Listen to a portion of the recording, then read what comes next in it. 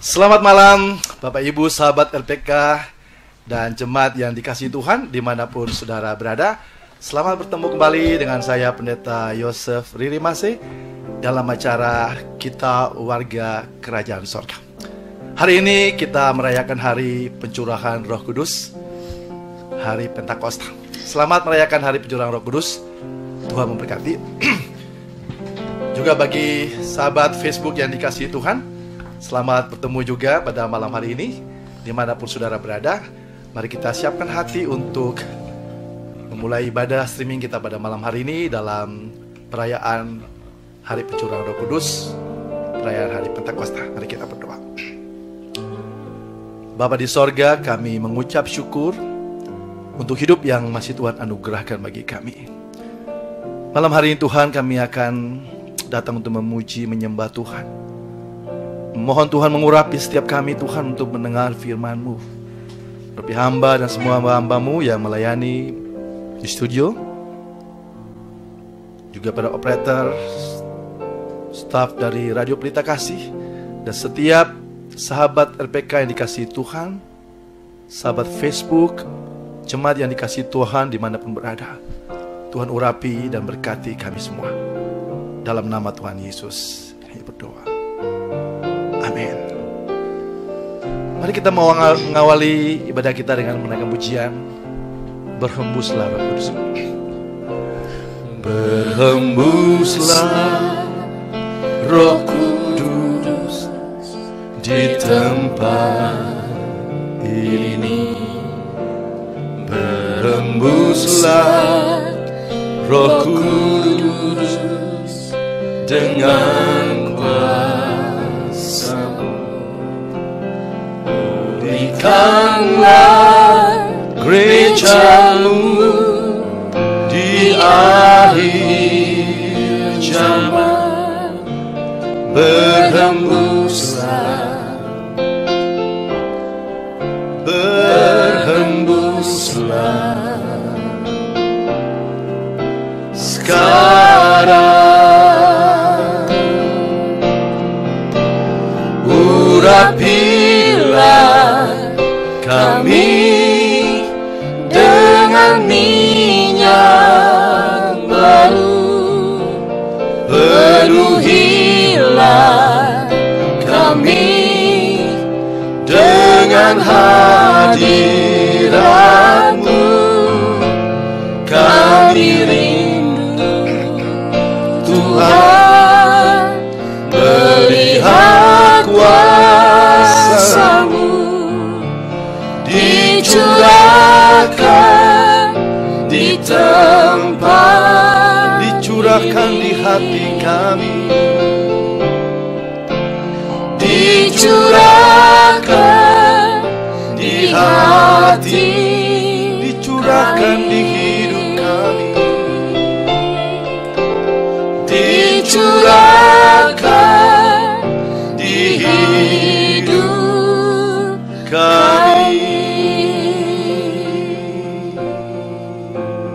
Urapilah kami semua Tuhan, karena kami percaya bahwa pertolongan kami datangnya dari Tuhan yang menjadikan langit dan bumi, dan keselamatan kami ke sorga adalah kasih karunia dari Tuhan Yesus Kristus. Kepadamu Tuhan kami datang beribadah. Turunlah kiranya atas kami ya Tuhan, kasih karunia dan damai sejahtera dari Allah Bapa, Tuhan Yesus Kristus, dan dari Roh Kudus, mengurapi, menguduskan, dan memberkati ibadah kami pada malam hari ini. Amin. Mari setiap kita yang percaya bersama-sama kita pengakuan iman kita. Aku percaya kepada Allah, Bapa yang Maha Kuasa, Khalik langit dan bumi, dan kepada Yesus Kristus anaknya yang tunggal Tuhan kita, yang dikandung daripada Roh Kudus, lahir dari anak darah Maria, yang menderita di bawah pemerintahan Pontius Pilatus, disalibkan, mati dan dikuburkan, turun ke dalam kerajaan maut.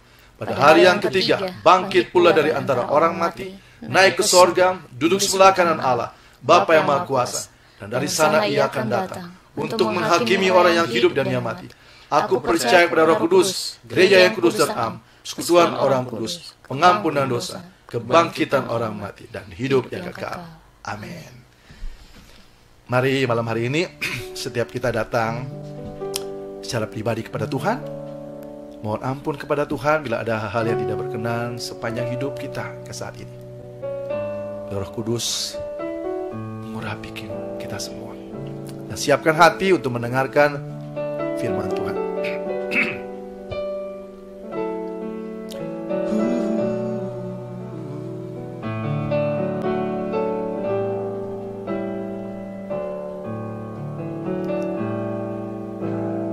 Roh Kudus, Kau hadir di sini.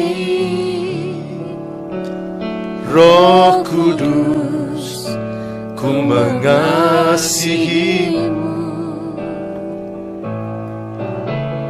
Kau lembut, Kau manis, Kaulah penghiburku, penolongku, diutus Bapakku. Ku buka hati untuk Roh-Mu Tuhan. Ku buka hati menyembah-Mu Yesus. Jamahlah kami, penuhi kami dengan kuasa Allah Maha. Ku buka hati untuk Roh-Mu Tuhan. Ku buka hati menyembah-Mu Yesus. Jamahlah kami, penuhi kami dengan kuasa Allah Maha Tinggi. Mari ambil waktu berdoa secara pribadi. Ya Tuhan, melawat setiap kami. Tuhan, Kau lawat setiap anak-anak-Mu Tuhan. Ampuni segala dosa-dosa kami Tuhan. Engkau rela mati di kayu salib menanggung hukuman dosa kami umat-Mu. Ampuni setiap anak-anak-Mu bila sampai saat ini masih terus hidup dalam dosa. Roh Kudus menolong mereka, supaya mereka dimampukan untuk meninggalkan segala dosa-dosa mereka, supaya mereka layak di hadirat-Mu Tuhan. Kami percaya Engkau membenci dosa, tapi Engkau mengasihi kami orang-orang yang berdosa, yang mau datang mohon ampun kepada Tuhan. Ampuni setiap kami Tuhan. Malam hari ini Tuhan, banyak orang-orang tua kami yang mengikuti acara ini Tuhan, kuatkan mereka. Ada oma-oma yang tinggal sendirian, oma-opa. Tuhan, Kau menjadi pelindung bagi mereka. Ada keluarga-keluarga yang sedang bergumul dalam rumah tangga mereka, hiburkan. Ingatkan setiap kami Tuhan, bahwa tidak ada masalah yang tidak dapat diselesaikan kalau kami datang kepada Tuhan. Ingatkan setiap kami supaya kami tidak putus asa menghadapi hidup ini. Tuhan, malam hari ini juga Tuhan berdoa, Tuhan kami bersyukur untuk pemulihan kesehatan untuk Pak Jesse yang sudah keluar dari rumah sakit. Pemulihan kesehatan untuk anak-anak-Mu Tuhan, untuk Ibu Nani, Lesti, Tuhan jamah juga Ibu Monik. Semua jemaat-Mu yang saat ini sedang sakit, sahabat RPK yang sedang sakit, Tuhan jamah sembuhkan, pulihkan. Yang lemah Tuhan kuatkan, yang susah Tuhan hiburkan. Lawat setiap kami Tuhan. Kami percaya tangan Tuhan tidak kurang banyak untuk menolong setiap kami dimanapun, di dalam negeri, di luar negeri. Tuhan tolong setiap kami. Ingatkan kepada setiap kami bahwa roh yang ada dalam diri kami lebih besar dari masalah apapun, bahkan lebih besar dari virus corona. Kami percaya di dalam Tuhan selalu ada kekuatan, selalu ada kemenangan. Tuhan, hamba berdoa Tuhan, kami sehati berdoa untuk Bapak Jokowi, Pak Haji Ma'ruf Amin, dan seluruh aparat pemerintahan di bangsa ini Tuhan. Berikan hikmat Tuhan, supaya memimpin bangsa kami dapat memimpin bangsa ini dengan baik. Kami juga melihat gejolak yang terjadi di Amerika Tuhan. Kuasa-Mu dinyatakan di tempat itu Tuhan. Ya, kuasa Tuhan melepaskan segala kuasa-kuasa lain. Khusus di bangsa ini kami tolak segala kuasa-kuasa radikal, kuasa-kuasa teroris, kuasa-kuasa kegelapan kami tolak dalam nama Tuhan Yesus. Kami berdoa satukan umat-Mu Tuhan, umat Kristen, gereja-gereja-Mu supaya bersatu untuk memberkati bangsa ini, memberkati dunia ini Tuhan. Gereja-Mu GBI Rumah Kasih dengan segala pelayanannya Tuhan berkati.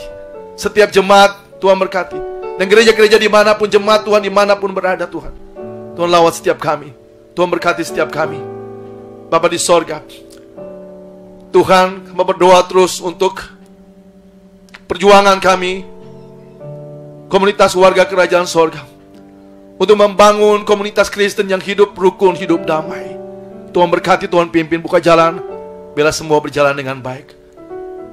Kami akhiri doa syafaat kami, Tuhan naikkan doa yang Tuhan Yesus ajarkan kepada kami. Bapa kami di sorga, dikuduskanlah nama-Mu, datanglah kerajaan-Mu, jadilah kehendak-Mu di bumi seperti di sorga. Berikanlah kami pada hari ini makanan kami yang secukupnya, dan ampunilah kami akan kesalahan kami, seperti kami juga mengampuni orang yang bersalah kepada kami. Dan janganlah membawa kami ke dalam pencobaan, tapi lepaskanlah kami daripada yang jahat. Karena Engkaulah yang punya kerajaan, dan kuasa, dan kemuliaan, sampai selama-lamanya. Amin. Amin. Amin. Haleluya. Kita sudah berdoa bersama, dan malam hari ini Tuhan taruh di hati saya di dalam perayaan Hari Pentakosta, Hari Pencurahan Roh Kudus. Tuhan taruh di hati saya untuk membahas sebuah tema, tertiblah menggunakan bahasa roh sesuai firman Tuhan di dalam Alkitab. Baik, Bapak Ibu Saudara, saya ingin mengawali pembahasan kita pada malam hari ini dengan membaca apa yang dikatakan oleh Yohanes Pembaptis ketika Yohanes membaptis pada orang Yahudi pada zaman itu. Sebelum Yesus datang untuk memberi diri dibaptis, Yohanes Pembaptis mencatat demikian. Salah satu Injil yang saya akan bacakan saja, ditulis oleh Matius di dalam Matius 3, ayatnya yang ke-11. Ini perkataan dari Yohanes Pembaptis. Dia berkata demikian. Aku membaptis kamu dengan air sebagai tanda pertobatan. Tetapi ia, tentu saja Tuhan Yesus, yang datang kemudian daripadaku, lebih berkuasa daripadaku, dan aku tidak layak melepaskan kasutnya. Ia akan membaptiskan kamu dengan Roh Kudus dan dengan api. Nah, kita bisa melihat bahwa tradisi pembaptisan dengan air itu sebetulnya tradisi Yahudi ya. Seringkali kita suka memperdebatkan apakah dibaptis selam atau percik. Bahkan bala keselamatan malah tidak pakai air, pakai bendera gitu ya. Jadi kalau kita lihat di sini bahwa Yohanes Pembaptis membaptis dengan air itu sebagai tanda ya, tanda pertobatan. Yohanes berkata bahwa yang datang sesudah itu Tuhan Yesus. Tidak membaptis dengan air, tapi membaptis dengan Roh Kudus dan dengan api. Dan itu terjadi di hari Pentakosta. Kalau kita baca di dalam Kisah Rasul 2, saya baca aja ayat pertama sampai 12 supaya kita dapat mengerti. Ini yang menjadi dasar kita merayakan hari Pentakosta ya. Kisah Rasul 2 ayat 1 sampai ayat yang ke-12, demikian firman Tuhan. Ketika tiba hari Pentakosta, semua orang percaya berkumpul di satu tempat. Tiba-tiba turunlah dari langit suatu bunyi seperti tiupan angin keras yang memenuhi seluruh rumah di mana mereka duduk, dan tampaklah kepada mereka lidah-lidah seperti nyala api yang bertebaran dan hingga pada mereka masing-masing. Maka penuhlah mereka dengan Roh Kudus, lalu mereka mulai berkata-kata dalam bahasa lain, seperti yang diberikan oleh Roh itu kepada mereka untuk mengatakannya. Waktu itu di Yerusalem diam orang-orang Yahudi yang saleh dari segala bangsa di bawah kolong langit. Ketika turun bunyi itu, berkerumunlah orang banyak. Mereka bingung karena mereka masing-masing mendengar rasul-rasul itu berkata dalam bahasa mereka sendiri. Mereka semua tercengang-cengang dan heran dan berkata, bukankah mereka semua yang berkata-kata itu orang Galilea? Bagaimana mungkin kita masing-masing mendengar mereka berkata-kata dalam bahasa kita sendiri, yaitu bahasa yang kita pakai di negeri asal kita. Kita orang Parsia, Media, Elam, penduduk Mesopotamia, Yudea, Kapadokia, Pontus dan Asia, Frigia dan Pamfilia, Mesir dan daerah-daerah Libya dan berdekatan dengan Kirena, pendatang-pendatang dari Roma, baik orang Yahudi maupun penganut agama Yahudi, orang Kreta dan orang Arab, kita mendengar mereka berkata-kata dalam bahasa kita sendiri tentang perbuatan-perbuatan besar yang dilakukan Allah. Mereka semua tercengang-cengang dan sangat termangu-mangu sambil berkata seorang kepada yang lain, apakah artinya ini? Tetapi orang lain menyindir, mereka sedang mabuk oleh anggur manis. Apa yang dikatakan oleh Yohanes Pembaptis, bahwa satu saat Yesus akan membaptis bukan dengan air, tetapi dengan Roh Kudus dan api. Dan itu terjadi ketika sesudah Tuhan Yesus naik ke surga. Kemarin kita sudah membahas bahwa selama 40 hari Tuhan Yesus menampakkan diri, lalu kemudian naik ke surga. Lalu 10 hari kemudian, hari yang ke-50, Pentakosta, Penta itu yang ke-50, Tuhan mencurahkan Roh Kudus. Jadi dari peristiwa ini kita bisa melihat bahwa inilah peristiwa bahwa Tuhan Yesus sedang membaptis murid-muridnya, bukan dengan air, tetapi dengan Roh Kudus dan juga dengan api. Saudara, dari kisah ini kita bisa melihat bahwa yang membaptis itu Tuhan Yesus. Umat Kristen itu sebenarnya kita bukan dibaptis dengan air. Kalau kita lihat dalam konteks ini, kita dibaptis oleh Roh Kudus. Kita dibaptis oleh Tuhan Yesus dengan Roh Kudus, dengan api. Api itu menggambarkan apa ya? Semangat, berapi-api menyala. Jadi di sini kita bisa melihat, dan yang kita bisa belajar juga dari konteks ayat ini, bahwa bahasa yang mereka keluarkan itu bahasa yang dimengerti. Nah, saya ingin Bapak Ibu Saudara kita bisa belajar sini. Bahasa yang dimengerti. Memang tidak disebutkan bahasa apa, tetapi dikatakan di sini bahwa Tuhan anugerahkan murid-murid ini yang orang Galilea, mereka orang Yahudi, mungkin mereka bisa berbahasa Ibrani atau berbahasa Aramik. Tapi dikatakan pada saat Roh Kudus turun, mereka dapat berkata-kata dalam bahasa-bahasa lain. Ya, di dalam Kisah Rasul 2 ayat yang keempat. Apapun itu. Dan kita bisa melihat kesaksian dari orang-orang yang ada di situ, mereka dari berbagai negara, bahkan termasuk ada orang Arab sekalipun. Mereka mendengar bahwa murid-murid itu berbahasa dengan berbahasa mereka. Bapak Ibu Saudara bisa bayangkan nggak? Kita belajar bahasa Inggris saja bisa bertahun-tahun baru bisa berbahasa Inggris kan? Ini seketika. Nah, itu yang disebut bahasa yang dikaruniakan Tuhan, bahasa roh. Tapi dari konteks ini kita bisa belajar bahwa bahasa yang dikeluarkan itu pun bahasa yang dimengerti. Nah, dari konteks ini Bapak Ibu Saudara, kita bisa belajar ya, bahwa setiap bahasa yang dikaruniakan Tuhan itu harusnya dimengerti oleh orang. Ada kesaksian, saya sendiri belum pernah ngalami, tapi saya pernah ada kesaksian seorang ibu yang berkata ketika dia berkhotbah di luar negeri, dia sendiri nggak bisa berbahasa Inggris, tapi tiba-tiba dia bisa berbahasa Inggris. Nah, saya percaya bahwa itu juga karunia dari Tuhan, sehingga dia bisa on the spot, dia bisa berbahasa Inggris. Mungkin juga dia bisa berbahasa yang lain ketika dia ada di negara lain. Itu kasih karunia Tuhan yang tidak seorang pun bisa dapat menghalanginya.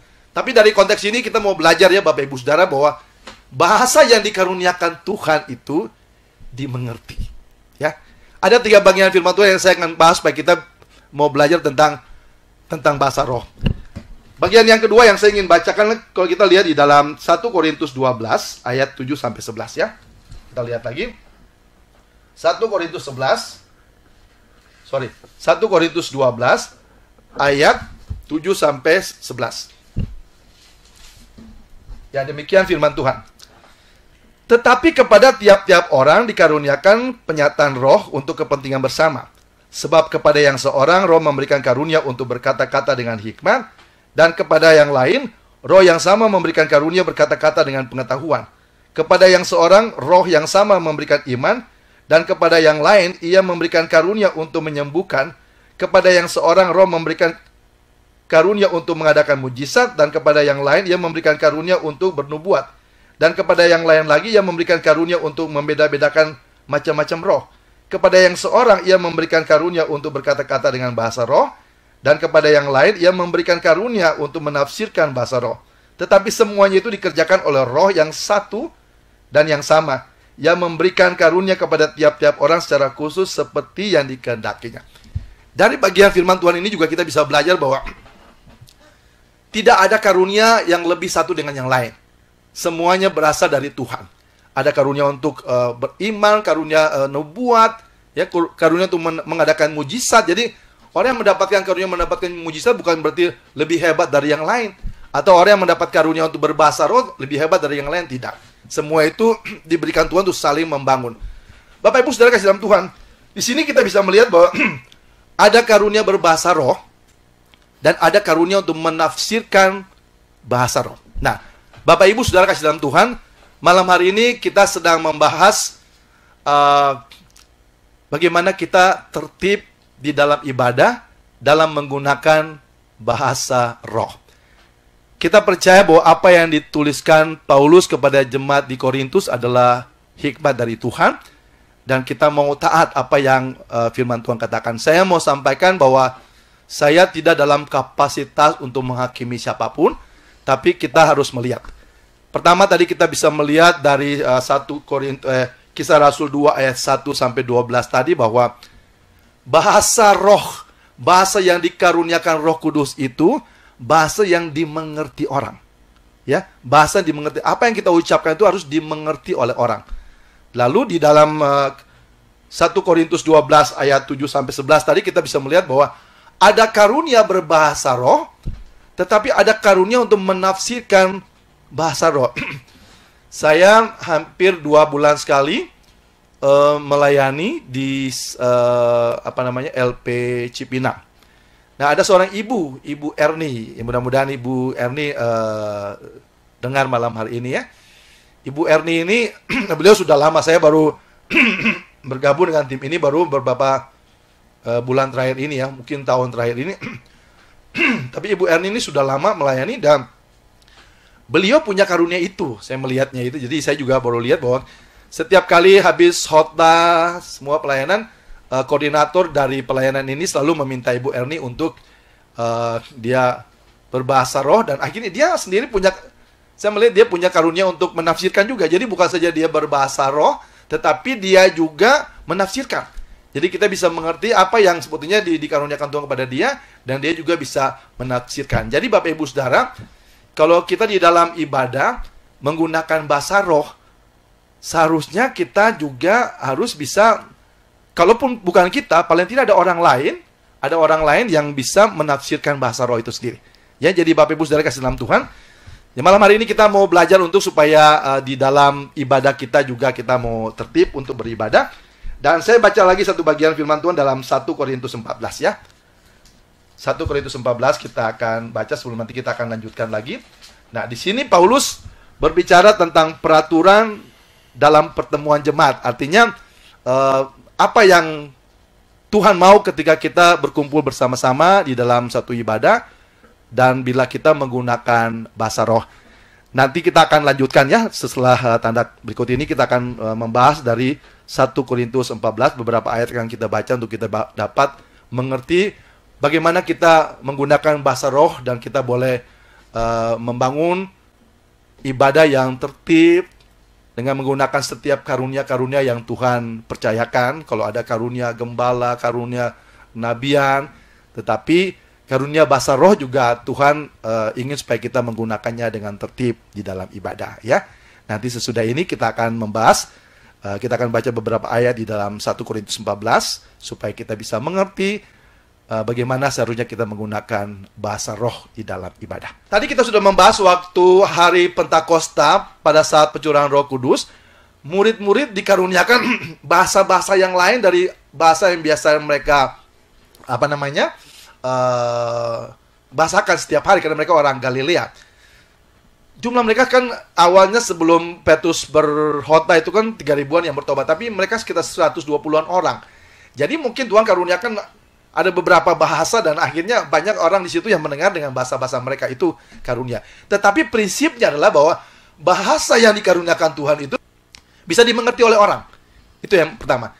Kemudian yang kedua, kita bisa melihat bahwa Roh Kudus juga memberikan karunia-karunia kepada yang lain ya. Jadi diantaranya adalah ada karunia nubuat, karunia iman, karunia berkata-kata hikmat, berkata-kata dengan pengetahuan, ada karunia untuk melakukan mujizat, juga ada karunia berbahasa roh, tetapi ada juga karunia menafsirkan bahasa roh. Jadi semua itu dari Roh Kudus Jadi semua itu tidak ada lebih satu dengan yang lain. Karena digunakan semua untuk saling melengkapi dan saling membangun. Baik, dan saat ini kita akan melihat apa nasihat Paulus melalui hikmat Tuhan bagi Paulus untuk menyampaikan kepada jemaat di Korintus bagaimana cara kita menggunakan bahasa roh di dalam ibadah. Saya ikuti beberapa ayat saja karena waktu. Nanti Bapak Ibu Saudara bisa baca di rumah di dalam 1 Korintus 14 ayat 26 sampai 40 ya. Silakan Bapak Ibu Saudara baca, tapi saya akan kutip beberapa ayat saja. Di dalam 1 Korintus 14 ayat 2 tadi kita akan bahwa siapa yang berkata-kata dengan bahasa roh tidak berkata-kata kepada manusia tetapi kepada Allah, sebab tidak ada seorang pun yang mengerti bahasanya oleh karena ia mengucapkan hal itu. Lalu yang ayat yang keempat berkata gini, siapa yang berkata-kata dengan bahasa roh ia membangun dirinya sendiri, tetapi siapa yang bernubuat ia membangun jemaat.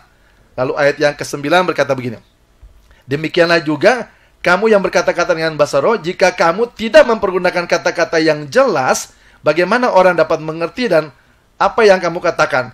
Kata-katamu sia-sia saja kamu ucapkan seperti di udara.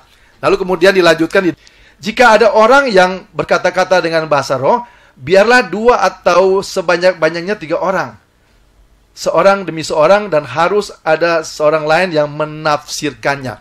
Jadi di sini Bapak Ibu Saudara kasih dalam Tuhan, kita bisa melihat kalau di dalam ibadah bersama, ya, di dalam ibadah bersama itu, kalau kita menggunakan bahasa roh, maka harus ada orang yang juga punya karunia berbahasa roh. Kalau misalnya dia karunia menafsirkan berbahasa roh. Jadi kalau misalnya dia katakanlah cuma dapat karunia berbahasa roh, tetapi dia tidak punya karunia menafsirkan bahasa roh, sebagai gembala dia harus melihat di dalam ibadah itu bahwa harusnya ada orang yang punya karunia untuk menafsirkan bahasa roh, supaya apa yang dikaruniakan dalam bahasa roh itu dimengerti oleh orang.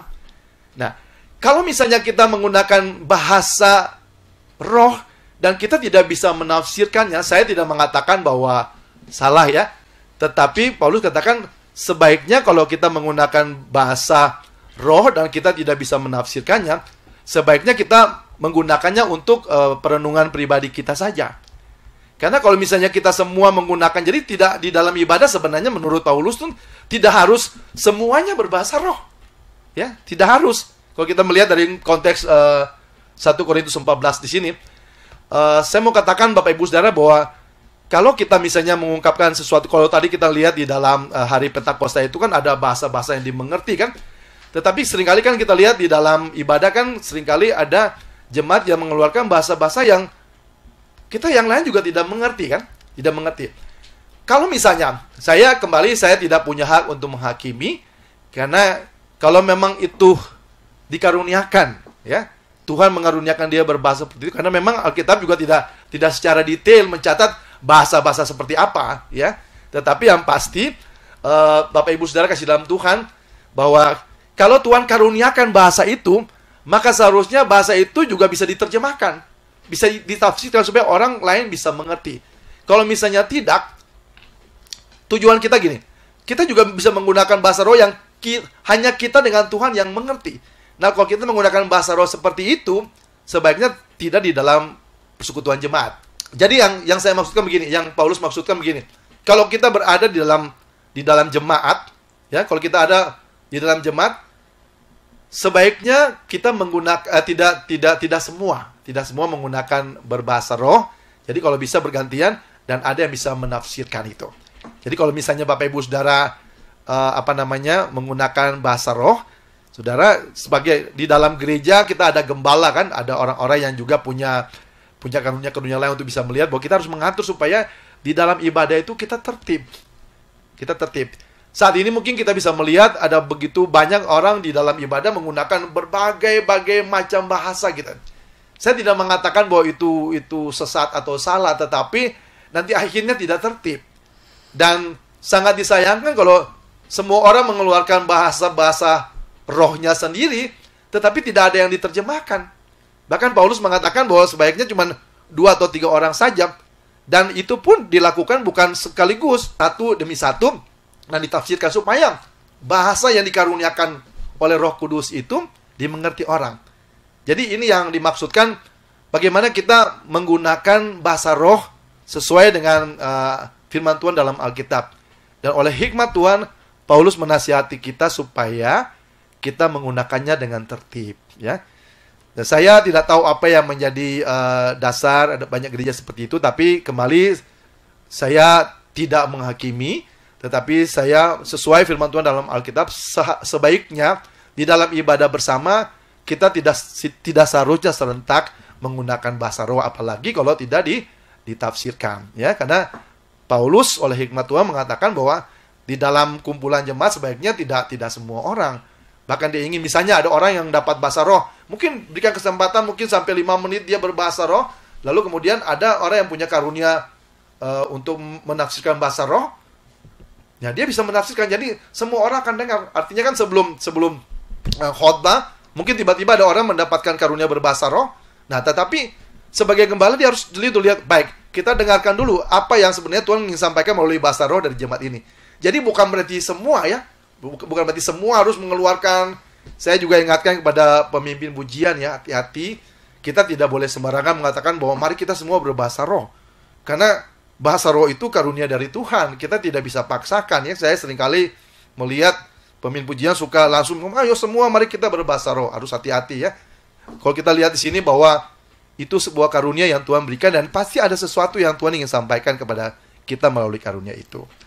Lalu kita bisa melihat di sini bahwa kalau kita misalnya menggunakan bahasa, katakanlah akhirnya kita menggunakan bahasa kita sendiri, bahasa roh kita sendiri kepada Tuhan, dan akhirnya kita juga menggunakan di dalam ibadah bersama-sama, tidak terhindari kan, dan itu sudah terjadi kan. Seharusnya setiap orang itu punya bahasa roh sendiri dengan Tuhan kan, semacam bahasa sandi. Jadi tidak harus sama. Dalam kesempatan ini saya ingin mengatakan kepada Bapak Ibu Saudara, kalau saudara tidak mendapatkan bahasa roh, jangan ikut-ikutan Bapak Ibu Saudara. Saya takut kok semua, ya. Katakanlah tapi saya suka dengan misalnya ada apalah siki-siki apalah urabala, mestinya kan yang seorang berbahasa itu yang lain juga pasti beda kan, pasti karunia yang Tuhan karuniakan kan beda kan. Jangan sampai kita jadi ikut-ikutan, ya. Jadi saya menghargai kalau memang ada jemaat yang memang mendapatkan karunia itu. Kita yang tidak dapat tidak usah dipaksakan juga. Kan dikatakan tadi dalam 1 Korintus 12 bahwa Roh Kudus memberikan karunia yang satu ini, yang satu itu, ada karunia nubuat, ada karunia iman, karunia berkata-kata hikmat, pengetahuan. Nah, kita kan punya karunia yang berbeda-beda. Kalau saudara tidak mendapatkan karunia berbahasa roh, ya tidak usah dipaksakan, dan tidak merasa bahwa kita adalah jemaat yang tidak rohani. Tidak demikian Bapak Ibu Saudara. Baik karunia nubuat, karunia iman, karunia kesembuhan, itu semua karunia-karunia yang sama, yang juga berharga, yang untuk tujuannya untuk membangun. Ya, jadi ingat bahwa kita tidak harus ikut-ikutan. Prinsipnya begini. Bahasa yang dikaruniakan Tuhan, nah lihat, bahasa yang dikaruniakan Tuhan harus dimengerti. Kalau di Kisah Rasul 2 tadi ketika hari Pentakosta, langsung Tuhan terjemahkan, Tuhan berikan bahasa-bahasa, walaupun mereka orang Galilea, orang Yahudi, tapi mereka bisa berbahasa Arab, berbahasa Mesopotamia dan lain-lain itu, karena Tuhan yang mengaruniakan. Dikatakan bahwa ada bahasa-bahasa lain, ya, tetapi dimengerti, ya, dimengerti. Lalu kita baca lagi di dalam 1 Korintus 14 itu bahwa orang menggunakan bahasa roh. Nah, mungkin bahasa itu tidak langsung dimengerti, tetapi harus ada yang bisa menafsirkan bahasa roh supaya orang jadi mengerti. Kalau di Kisah Rasul 2 kan langsung dimengerti. Kalau misalnya dalam jemaat ada bahasa-bahasa yang kita merasa ini berbeda, nah harusnya ada orang yang punya karunia untuk menafsirkan bahasa roh. Baik, selamat malam Bapak Ibu Saudara kasih dalam Tuhan. Baik, saya akan menyapa dulu teman-teman yang sudah mengirimkan SMS, ya, WA dari Pak James. Salam Pastor Yosef dari James. Mau tanya bagaimana caranya agar kita bisa memperoleh karunia menafsirkan, menerjemahkan bahasa roh. Mohon pencerahan, Tuhan berkati. Pak James, karunia itu dari Tuhan, ya. Karunia itu dari Tuhan. Tuhan hanya ingin firman Tuhan bahwa kita berdoa, kita meminta. Tidak ada pendeta yang bisa mengaruniakan karunia. Ya. Jadi kalau misalnya, kalau memang Pak James minta karunia menafsirkan bahasa roh, tapi Tuhan kasih karunia yang lain, ya berarti mungkin karunia itu bukan buat Pak James. Tapi yang pasti, karunia itu dari Tuhan. Jadi kalau untuk mendapatkannya, Bapak harus minta dari Tuhan. Kalau Tuhan mengizinkan Bapak mendapatkan karunia menafsirkan, ya Tuhan akan berikan. Tapi prinsipnya Tuhan yang akan berikan. Oke, dari 08132658 sekian. Pak Pendeta, saya Ria, mau tanya ya. Ada teman saya yang berdoa pakai bahasa roh. Kata-katanya siki pam pam pam lalamo. Itu artinya apa, Pak? Nah, saya mau sampaikan kepada Bapak Ibu bahwa prinsipnya bahasa yang dikaruniakan Tuhan harus dimengerti, ya.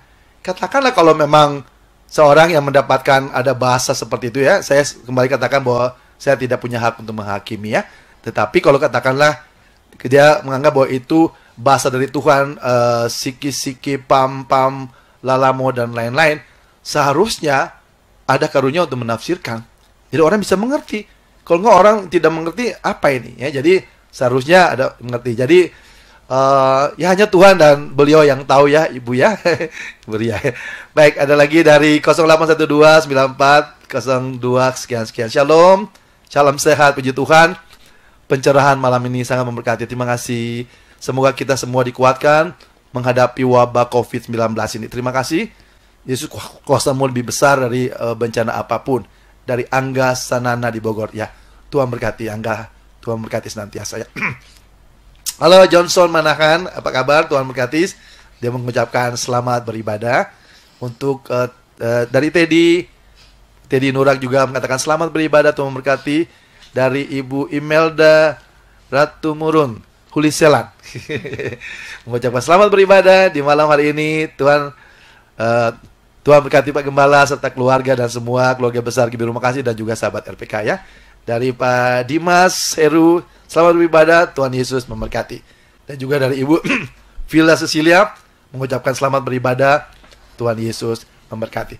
Baik Bapak Ibu Saudara kasih dalam Tuhan, saya ingin simpulkan saja bahwa di dalam menggunakan bahasa roh, ya, kita harus mengerti bahwa bahasa yang dikaruniakan Tuhan harusnya dimengerti. Kalaupun kita tidak punya karunia berbahasa roh, tidak punya karunia menafsirkan, seharusnya ada yang bisa menafsirkan sehingga bahasa roh itu dapat dimengerti orang, ya. Jadi di dalam menggunakan bahasa roh pun di dalam ibadah, Paulus katakan bahwa kita harus tertib. Tidak seharusnya serentak semua harus menggunakan bahasa roh, supaya bahasa roh yang kita keluarkan. Kalau kita punya bahasa-bahasa sendiri, bahasa sandi sendiri, sebaiknya tidak digunakan dalam ibadah bersama. Dalam doa-doa pribadi kita, boleh kita gunakan itu. Baik, terima kasih banyak untuk teman-teman yang dikasih Tuhan. Kita akan membahas terus. Kita akan masih membahas tentang bagaimana peranan Roh Kudus dalam hidup kita. Kita akan bertemu lagi di minggu depan. Untuk oma-oma yang terus malam ini, ada Oma Sarah, ada Oma ya, apa jadi lupa beberapa Oma Oli dan semua teman-teman yang boleh ikut pada malam hari ini. Tuhan memberkati. Nanti kita akan ketemu lagi minggu depan. Ini salam dari Ibu Aprilia, pendengar setia dari negeri Belanda, Ibu Apriana Christina Vienstra Metiari. Selamat merayakan Hari Pencurahan Roh Kudus untuk Ibu Rumah Kasih dan sahabat RPK dikasih. Terima kasih. Tuhan memberkati Ibu Tina di negeri Belanda bersama suami terkasih. Tuhan memberkati. Baik Bapak Ibu Saudara kasih dalam Tuhan, malam hari ini kita akan siapkan hati juga untuk memberikan persembahan, mengembalikan bagian yang menjadi milik Tuhan. Kita boleh salurkan melalui rekening BCA 291-065-8533 291-065-8533. Kita akan nyanyikan lagu Yesus Terlebih Besar. Ya, sebelumnya kita akan berdoa untuk persembahan ini. Tuhan, dengan segala keterbatasan hamba sudah menyampaikan isi hati Tuhan.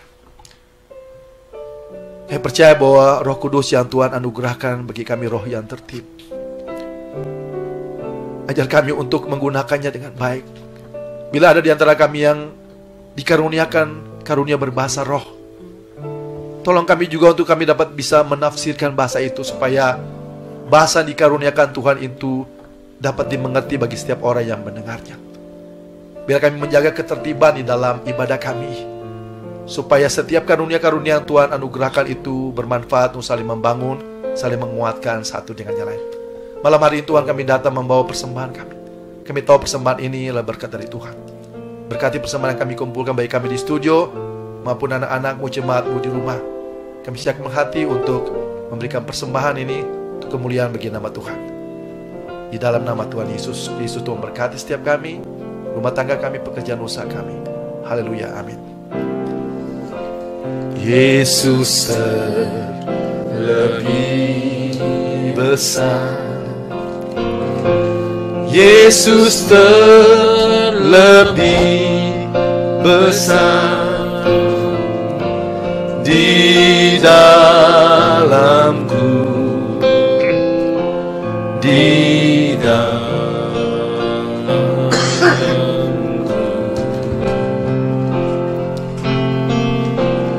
Yesus terlebih besar,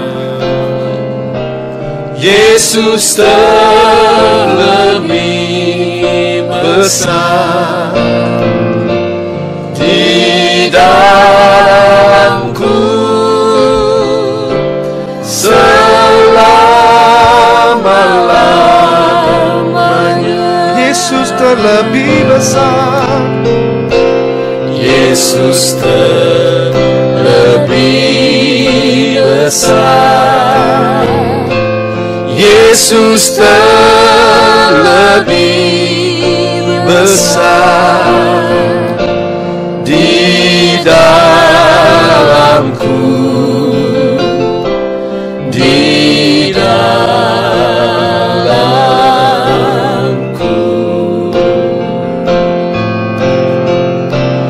Yesus terlebih besar, Yesus terlebih besar di dalamku selama-lamanya.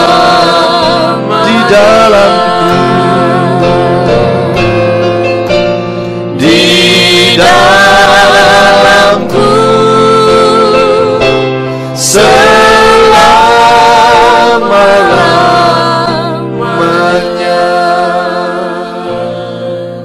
Tuhan, inilah persembahan yang dapat kami kumpulkan. Berkatilah persembahan ini agar dapat dipergunakan untuk puji hormat kemuliaan bagi nama Tuhan. Tuhan, hamba juga teringat untuk Bapak Lopis di Ambon yang sedang dalam pemulihan. Tuhan jamah, Tuhan pulihkan.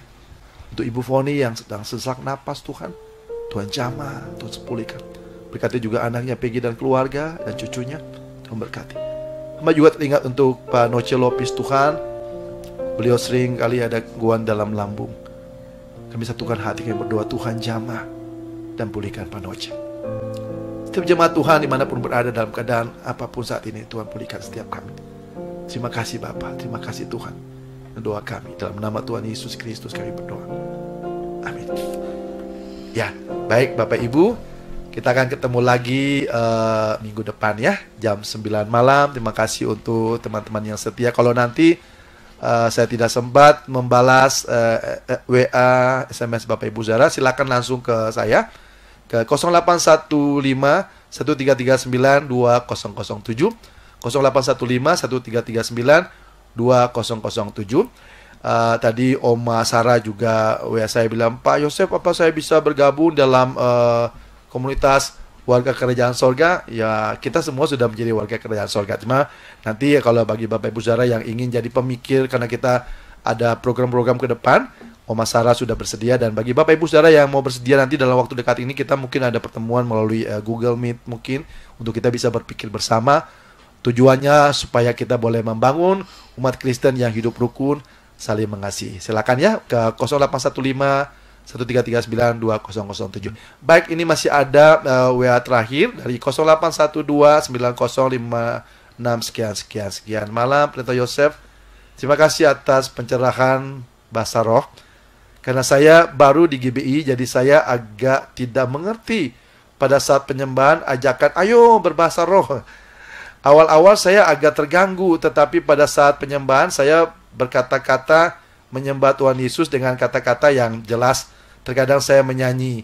Terima kasih Pendeta Yosef atas khotbah hari ini. Tuhan Yesus memberkati berlimpah-limpah. Baik, Saya tidak tahu Bapak atau Ibu.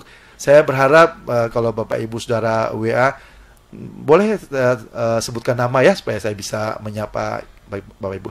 Baik, terima kasih untuk penyampaiannya. Jadi Bapak Ibu Saudara, kalau saya menyarankan di dalam ibadah, kalau kita menggunakan, lebih baik begini, katakanlah kita menggunakan bahasa-bahasa dimengerti. Misalnya kita sedang menyanyi lalu ada penyembahan, terpujilah Tuhan, haleluya Engkau baik Tuhan. Saya pikir lebih baik menggunakan kata-kata seperti orang mengerti. Orang dengar di samping, oh ya Engkau baik Tuhan, Engkau sungguh baik dalam hidupku. Kata-kata itu kita mengucapkan, saya kira itu lebih baik. Kalau kita mau menggunakan di dalam doa, kadang-kadang kita sudah kehabisan kata-kata, sehingga kadang-kadang haleluya, haleluya, haleluya. Itu kadang-kadang bahasa yang sampai muncul mungkin aduh. Kalau menurut saya sebaiknya bahasa-bahasa seperti itu, atau seperti tadi yang sebutkan sikit-sikit lama-lama gitu. Kembali, saya tidak punya hak untuk menghakimi ya. Kalau memang itu memang bahasa, semacam bahasa sandi kita dengan Tuhan, sebaiknya kita gunakan itu sendiri pada saat kita doa pribadi. Karena kalau misalnya seperti tadi ini, Ibu atau Bapak yang baru WA saya, dia jadi bingung. Dia baru bergabung di gereja karismatik kami ini, dan muncul bahasa-bahasa seperti itu. Sementara tidak ada yang menerjemahkannya. Firman Tuhan sudah jelas katakan bahwa kalau kita menggunakan bahasa-bahasa roh itu seharusnya di dalam ibadah ya. Dalam ibadah itu seharusnya ada yang bisa menerjemahkan. Jadi saya sarankan tidak harus dipaksakan ya. Terutama kalau memang ada yang memang mendapatkan karunia berbahasa roh, yang tidak dapat tidak harus ya. Mungkin kita bisa bermazmur, terpujilah Tuhan, dimuliakanlah Tuhan. Ya, baik Bapak Ibu Saudara, kita akan terus membahas tentang Roh Kudus sampai minggu depan. Tuhan memberkati. Mari kita arahkan hati kepada Tuhan dan terimalah berkat Tuhan. Terima kasih untuk kehadiran Tuhan pada malam hari ini. Sucikan, kuduskan kami siapkan hati untuk menerima berkat Tuhan. Tuhan memberkati kami dan melindungi kami. Tuhan menyinari kami dengan wajah-Mu dan memberikan kepada kami kasih karunia. Tuhan menghadapkan wajah-Mu kepada kami dan memberikan kepada kami damai sejahtera. Di dalam nama Tuhan Yesus Kristus kami berdoa. Haleluya. Amin. Kemuliaan bagi Allah di tempat yang maha tinggi. Kemuliaan bagi Yesus, Tuhan yang memerintah atas segalanya, Raja segala raja. Tuhan yang memerintah atas segalanya, sekarang dan selamanya. Yesus Raja atas segala raja. Tuhan berkati kita semua. Amin.